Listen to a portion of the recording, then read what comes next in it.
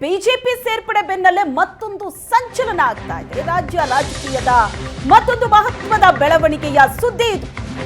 Jagadish Shettar BJP ಸೇರ್ಪಡೆ ಬೆನ್ನಲ್ಲೇ ರಾಜ್ಯ ರಾಜಕೀಯದಲ್ಲಿ ಮತ್ತೊಂದು ಸಂಚಲನ.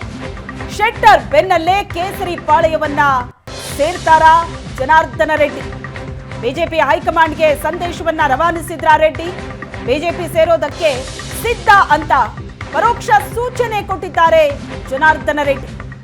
ಕುತೂಹಲ ಮೂಡಿಸಿದೆ ಮಾಜಿ ಸಚಿವ ಜನಾರ್ದನ ರೆಡ್ಡಿ ಅವರ ನಡೆ. ಹಾಗಾದ್ರೆ ಬಿಜೆಪಿ ಹೈಕಮಾಂಡ್ಗೆ ಜನಾರ್ದನ ರೆಡ್ಡಿ ಸಂದೇಶವನ್ನ ರವಾನಿಸಿದ್ರ? ರಾಜ್ಯ ರಾಜಕೀಯದ ಮತ್ತೊಂದು ಮಹತ್ವದ ಬೆಳವಣಿಗೆ ಇದು. ಜಗದೀಶ್ ಶೆಟ್ಟರ್ ಬಿಜೆಪಿ ಸೇರ್ಪಡೆಯ ಬೆನ್ನಲ್ಲೇ ಮತ್ತೊಂದು ಬೆಳವಣಿಗೆ ಆಗ್ತಾ ಇದೆ. ಅದು ಜನಾರ್ದನ ರೆಡ್ಡಿ ಪಕ್ಷ ಸೇರ್ಪಡೆ ಆಗ್ತಾರೆ ಅಂತ. ಜನಾರ್ದನ ರೆಡ್ಡಿಗೆ ಬಿಜೆಪಿ ಸೇರೋದಕ್ಕೆ ಸಿಕ್ತ ಗ್ರೀನ್ ಸಿಗ್ನಲ್. ರೆಡ್ಡಿ ಬಿಜೆಪಿ ಸೇರ್ಪಡೆಗೆ ಬಿಜೆಪಿ ಹೈಕಮಾಂಡ್ ಒಪ್ಪಿಗೆಯನ್ನ ಕೊಟ್ಟಿದೆಯಂತೆ. ಯಾವುದೇ ಷರತ್ತುಗಳಿಲ್ಲದೆ ಬಿಜೆಪಿಗೆ ಬರೋದಕ್ಕೆ ರೆಡ್ಡಿ ಕೂಡ ರೆಡಿ ಆಗಿದ್ದಾರೆ. ಇತ್ತೀಚೆಗೆ ದೆಹಲಿಯಲ್ಲಿ ಅಮಿತ್ ಶಾ ಭೇಟಿ ಮಾಡಿದ್ರು ಜನಾರ್ದನ ರೆಡ್ಡಿ. ನಾಳೆ ಅಥವಾ ನಾಡಿದ್ದು ಜನಾರ್ದನ ರೆಡ್ಡಿ ಬಿಜೆಪಿ ಸೇರ್ಪಡೆಯಾಗೋದು ಪಕ್ಕ ಅಂತ ಹೇಳಲಾಗ್ತಾ ಇದೆ. ರಾಜ್ಯ ಬಿಜೆಪಿ ನಾಯಕರ ಜೊತೆ ಮಾತುಕತೆಯ ಬಳಿಕ ಬಿಜೆಪಿ ಸೇರ್ಪಡೆಯಾಗಲಿದ್ದಾರೆ. ಶ್ರೀರಾಮುಲು ಜೊತೆ ಮಾತುಕತೆ ನಡೆಸಿ ಸೇರ್ಪಡೆಗೆ ಸಮ್ಮತಿ. ಇವತ್ತು ಸಂಜೆ ಬೆಂಗಳೂರಿನಲ್ಲಿ ಕಾರ್ಯಕರ್ತರ ಜೊತೆ ಜನಾರ್ದನ ರೆಡ್ಡಿ ಮೀಟಿಂಗ್ ಮಾಡಲಿದ್ದಾರೆ.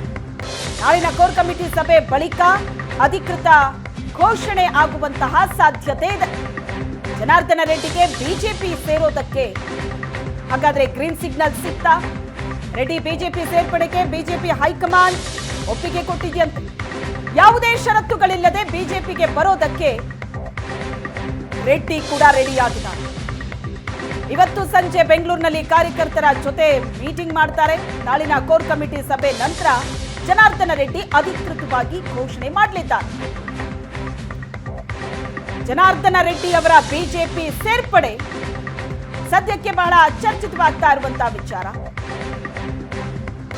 ಇವಾಗ ಹೆಚ್ಚಿನ ಡೀಟೇಲ್ಸ್ ಕೊಡ್ತಾರೆ ನಮ್ಮ ಬಳ್ಳಾರಿ ಪ್ರತಿನಿಧಿ ನರಸಿಂಹಮೂರ್ತಿ. ಈಗ ಸಂಪರ್ಕದಲ್ಲಿದ್ದಾರೆ. ನರಸಿಂಹಮೂರ್ತಿ, ಜನಾರ್ದನ ರೆಡ್ಡಿ ಬಿಜೆಪಿ ಸೇರ್ಪಡೆಯ ಬಗ್ಗೆ ಆಗ್ತಾ ಇರುವಂತಹ ಬೆಳವಣಿಗೆ ಏನು? ಜನಾರ್ದನ ರೆಡ್ಡಿ ಅವರ ಸೇರ್ಪಡೆಯಿಂದಾಗಿ ಬಳ್ಳಾರಿ ಭಾಗದಲ್ಲಿ ಮತ್ತಷ್ಟು ಬಲ ಬಂದಂತಾಗುತ್ತೆ. ಶ್ವೇತಾ, ಈಗಾಗಲೇ ಹೇಳಿದಂತೆ ಏನು ಬಿಜೆಪಿ ರಾಜ್ಯ ರಾಜಕಾರಣದಲ್ಲಿ ಒಂದು ಸಂಚಲನವಂತ ಸುದ್ದಿ ಹಬ್ಬಿದೆ ಅಂತ ಕೂಡ ಇಲ್ಲಿ ಸ್ಪಷ್ಟವಾಗಿ ಹೇಳ್ಬೋದಾಗಿದೆ. ಯಾಕಂದ್ರೆ ಈಗಾಗಲೇ ಜಗದೀಶ್ ಶೆಟ್ಟರ್ ಸೇರಿದಂತ ಬೆನ್ನಲ್ಲೇ ಮತ್ತೊಬ್ಬ ದೊಡ್ಡ ನಾಯಕ ಗರ್ ವಾಪಸಿ ಆಗ್ತಾ ಇದ್ರಂತ ಅನ್ನುವ ಮಾತು ಸ್ಪಷ್ಟವಾಗಿ ಇಲ್ಲಿ ಹೇಳ್ಬೋದಾಗಿದೆ. ಯಾಕಂದ್ರೆ ಬಿಜೆಪಿ ಜೊತೆ ಮತ್ತು ಶ್ರೀರಾಮುಲು ಜೊತೆ ಮುನಿಸಿಕೊಂಡಿರ್ತಕ್ಕಂಥ ಜನಾರ್ದನ ರೆಡ್ಡಿ ಕಳೆದ ಒಂದು ವರ್ಷದಿಂದ ಅಂತರ ಕಾಯ್ದುಕೊಂಡು ತಮ್ಮದೇ ಆದಂತಹ ಸ್ವಂತ ಪಕ್ಷವನ್ನು ಕಟ್ಟಿಕೊಂಡಿದ್ರು. ಆದ್ರೆ ನಿರೀಕ್ಷಿತ ಮಟ್ಟದಲ್ಲಿ ಫಲಿತಾಂಶ ಬರಲಿಲ್ಲ. ಕೇವಲ ಜನಾರ್ದನ ರೆಡ್ಡಿ ತಾವೊಬ್ಬರೇ ಗೆದ್ರೆ ಹೊರತು ತಮ್ಮ ಪಕ್ಷವನ್ನು ಗೆಲ್ಲಿಸಿಕೊಳ್ಳಲಿಕ್ಕೆ ಆಗಲಿಲ್ಲ. ಇದೀಗ ಕಳೆದ ಒಂದು ವರ್ಷದಿಂದ ಕೂಡ ಗರ್ ವಾಪಸಿ ಆಗ್ತಾರೆ. ಅದರಲ್ಲೂ ವಿಜಯೇಂದ್ರ ರಾಜ್ಯಾಧ್ಯಕ್ಷ ಆದ ಬಳಿಕ ಜನಾರ್ದನ ರೆಡ್ಡಿ ಮತ್ತೊಮ್ಮೆ ಬಿಜೆಪಿಗೆ ಬರ್ತಾರೆ ಅನ್ನೋ ಮಾತು ಸಾಕಷ್ಟು ರಾಜಕೀಯ ವಲಯದಲ್ಲಿ ಕೇಳಿ ಬಂದಿತ್ತು. ಇದೀಗ ಅದು ಖಚಿತವಾಗತಕ್ಕಂತ ದಿನ ಸನ್ನಿಹಿತ ಆಗಿರುತ್ತೆ ಇಲ್ಲಿ ಸ್ಪಷ್ಟವಾಗಿ ಹೇಳಬಹುದಾಗಿದೆ. ಯಾಕಂದ್ರೆ ಈಗಾಗಲೇ ಹೇಳಿದಂತೆ ಜನಾರ್ದನ ರೆಡ್ಡಿ ತನ್ನ ಕಾರ್ಯಕರ್ತರನ್ನು ಬೆಂಗಳೂರಿಗೆ ಸಂಜೆ ಒಂದು ಮೀಟಿಂಗ್ಗೆ ಕರೆದಿದ್ದಾರೆ. ಆ ಮೀಟಿಂಗ್ ಬಳಿಕ ನಾಳೆ ಒಂದು ಕೋರ್ ಕಮಿಟಿ ಸಭೆಯನ್ನು ಕೂಡ ಮಾಡ್ತಾರೆ. ಆ ಸಭೆ ಬಳಿಕ ಅಧಿಕೃತವಾಗಿ ಬಿಜೆಪಿ ಸೇರ್ಪಡೆ ಆಗೋದ್ರ ಬಗ್ಗೆ ಘೋಷಣೆ ಮಾಡತಕ್ಕಂತ ಎಲ್ಲಾ ಸಾಧ್ಯತೆಗಳು ಇದೆ ಅಂತ ಇಲ್ಲಿ ಸ್ಪಷ್ಟವಾಗಿ ಹೇಳ್ಬೋದಾಗಿದೆ. ಯಾಕಂದ್ರೆ ಕಳೆದ 15 ದಿನಗಳ ಹಿಂದೆ ಅಮಿತ್ ಶಾ ಅವರನ್ನ ಭೇಟಿ ಮಾಡಿರ್ತಕ್ಕಂಥ ಜನಾರ್ದನ ರೆಡ್ಡಿ ಅವರು ಅಂದೇ ಬಿಜೆಪಿ ಸೇರ್ಪಡೆ ಬಗ್ಗೆ ಒಂದಷ್ಟು ಮಾಹಿತಿ ಹೊರಗೆ ಬಿದ್ದಿತ್ತು. ಅದು ಇದೀಗ ಅಧಿಕೃತವಾಗುತ್ತಾ ಸಾಗಿದೆ ಅಂತ ಇಲ್ಲಿ ಹೇಳ್ಬೋದಾಗಿದೆ.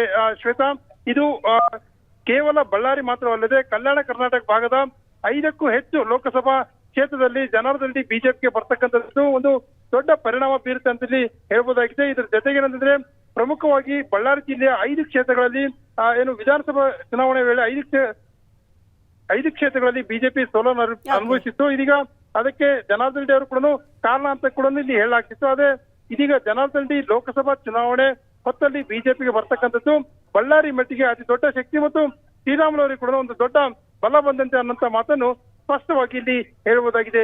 ಶ್ವೇತಾ, ಓಕೆ ನರಸಿಂಹಮೂರ್ತಿ, ಜನಾರ್ದನ ರೆಡ್ಡಿ ಅವರಿಗೆ ಬಿಜೆಪಿ ಮೇಲೂ ಬೇಸರ ಇತ್ತು, ಶ್ರೀರಾಮುಲು ಅವರ ಮೇಲೂ ಕೂಡ ಬೇಸರ ಇತ್ತು. ಈಗ ಇತ್ತೀಚಿನ ಬೆಳವಣಿಗೆಯನ್ನ ನೋಡ್ತಾ ಹೋದ್ರೆ ಶ್ರೀರಾಮುಲು ಅವರು ಸಾಕಷ್ಟು ಪ್ರಯತ್ನ ಪಟ್ಟಿದ್ರು ರೆಡ್ಡಿ ಅವರನ್ನ ಬಿಜೆಪಿಗೆ ಕರೆತರೋದಕ್ಕೆ. ಹೈಕಮಾಂಡ್ ಜೊತೆ ಕೂಡ ನಾನು ಮಾತಾಡಿದ್ದೀನಿ ಅಂತ ಹೇಳ್ತಿದ್ರು. ಆದ್ರೆ ಒಂದು ಮಾಹಿತಿ ಪ್ರಕಾರ ಜನಾರ್ದನ ರೆಡ್ಡಿ ಅವರು ರಾಮುಲು ಅವರು ಟಿಕೆಟ್ ಕೊಟ್ರೆ ನಾನು ಸಪೋರ್ಟ್ ಮಾಡೋದಿಲ್ಲ ಬಿಜೆಪಿಗೆ ಅನ್ನುವಂತಹ ಮಾತು ಕೂಡ ಹೇಳಿದ್ರು ಅನ್ನುವಂತಹ ಮಾಹಿತಿ ಕೂಡ ಇತ್ತು. ವಿಧಾನಸಭೆ ಚುನಾವಣೆ ಸಂದರ್ಭದಲ್ಲಿ ಆದಂತ ಒಂದಷ್ಟು ಬೇಸರಕ್ಕಾಗಿ. ಹಾಗಾದ್ರೆ ಆ ಬೇಸರ ಎಲ್ಲ ಪಕ್ಕಕ್ಕಿಟ್ಟು ಈಗ ಮತ್ತೆ ಹಳೆ ಸ್ನೇಹಿತನ ಜೊತೆ ಹಾಗಾದ್ರೆ ಮುಂದಾಗಿದ್ದಾರೆ ಕೈ ಜೋಡಿಸೋದಕ್ಕೆ?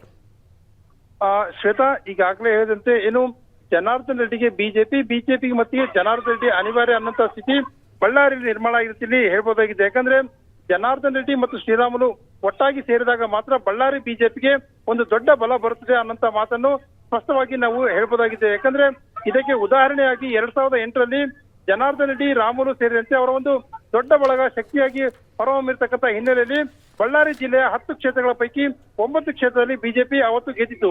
ಅದಾದ ಬಳಿಕ ಸಂಪೂರ್ಣವಾಗಿ ಬಿಜೆಪಿ ನಿಧಾನವಾಗಿ ನೆಲಕಚ್ಚುತ್ತಾ ಹೋಯಿತು.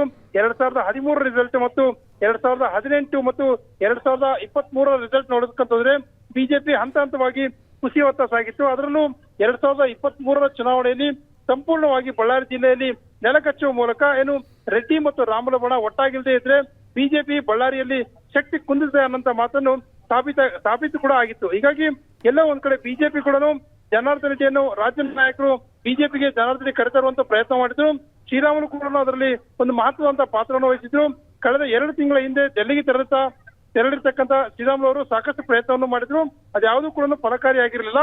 ಆದ್ರೆ ಇದೀಗ ರಾಜ್ಯಸಭಾ ಚುನಾವಣೆಯಲ್ಲಿ ಜನಾರ್ದನ್ ರೆಡ್ಡಿ ಅವರು ಕಾಂಗ್ರೆಸ್ಗೆ ವೋಟ್ ಹಾಕಿದ ನಂತರ ಮತ್ತೊಂದು ದೊಡ್ಡ ಬೆಳವಣಿಗೆ ನಡೀತು. ಅದಾದ ಬಳಿಕ ಜನಾರ್ದನ್ ರೆಡ್ಡಿ ಅವರು ಅಮಿತ್ ಶಾ ಅವರು ಕೂಡ ಭೇಟಿಯಾಗಿ ಬಂದ್ರು.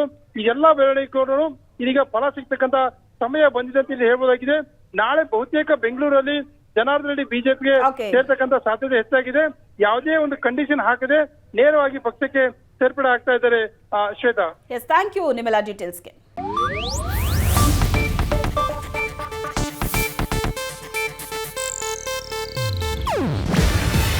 ಇದು ಏಷ್ಯಾನೆಟ್ ನ್ಯೂಸ್ ನೆಟ್ವರ್ಕ್ ಪ್ರಸ್ತುತಿ. ನೀವು ನೋಡ್ತಿದ್ದೀರಾ ಏಷ್ಯಾನೆಟ್ ಸುವರ್ಣ ನ್ಯೂಸ್.